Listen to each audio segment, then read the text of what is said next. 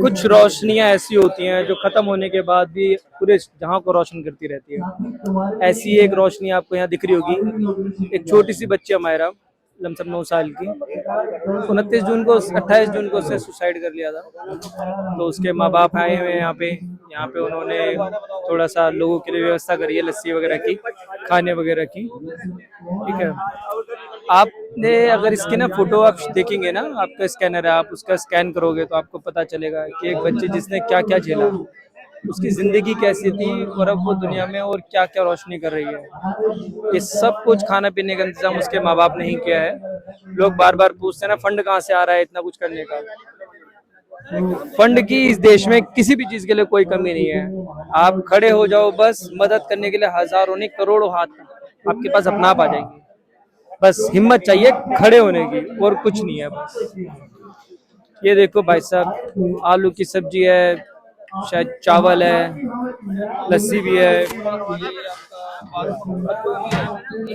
पूरा ट्रीटमेंट है एकदम बढ़िया वाला, कि आपको लस्सी भी मिलेगी, दाल भी है, चावल भी है, हलवा भी, एवरीथिंग। तो अब ऐसी कौन सी चीज है जो आपको अपने घर पे बाउंड करी हुई है, जब इतने छोटे छोटे बच्चों जिन्होंने अपनी लाइफ सेक्रीफाइस की, अगर आपको ये भी नहीं दिख रहा तो फिर क्या दिखेगा।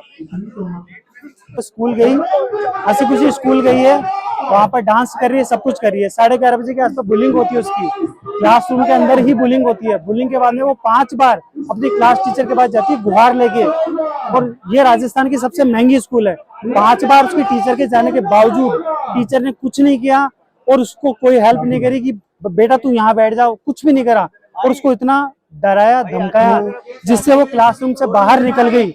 In mid of the conversation बाहर निकल गई, कॉरिडोर में भागती हुई जाती है, 1st floor, 2nd floor, 3rd floor, 4th floor, 4th पे चढ़ती है और वहां से कूद जाती है। 7 महीने हो गए, पुलिस को ये तक नहीं पता लग पाया कि उस क्लास में हुआ क्या था आज तक, क्योंकि वो इतना इन्फ्लुएंशियल स्कूल है, इतना बड़ा स्कूल है कि पुलिस कुछ नहीं कर रही है। राजस्थान शिक्षा विभाग के पास हमने कितनी बार गए, मदन दिलावर जी के पास कितनी बार गए, वो बोलते हैं कि हम क्या कर सकते हैं, हम कार्रवाई कर रहे हैं। उनके हमने पोस्टर लगाए कि शिक्षा मंत्री लापता है, क्योंकि उन्होंने कुछ करा नहीं। तो बोलते हैं मुझे फोन करके कि आप हमारे पोस्टर क्यों लगा रहे हैं। मैं कहा आपको बच्ची नहीं दिख रही, उसको नया नहीं दिला सकते, आपको अपने पोस्टर दिख रहे हैं, बच्चों को नया नहीं दिला सकते। आज 7 महीने हो गए, अभी तक चार्जशीट भी दाखिल नहीं करी पुलिस ने। सिर्फ सीबीएसई ने एक्शन लिया था, स्कूल की मान्यता रद्द कर दी थी 31 दिसंबर को।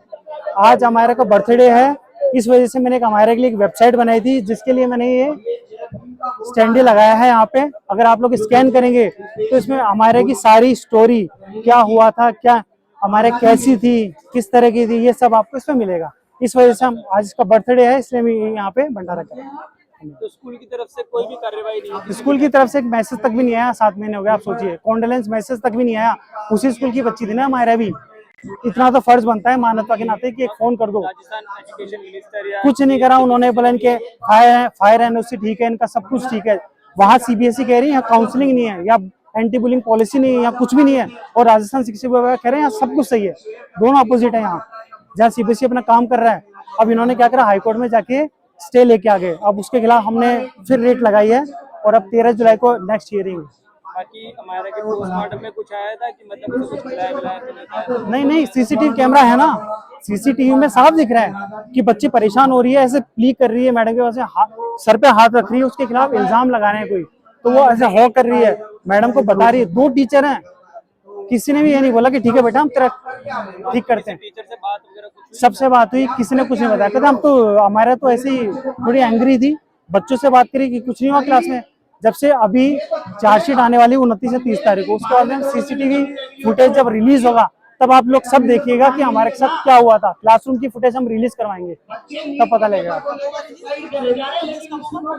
चार्जशीट जैसे दाखिल करते हैं हम, एक प्रेस कॉन्फ्रेंस करेंगे और रिलीज करवा देंगे, है ना। ये थी एक छोटी सी बच्ची हमारा के पिता।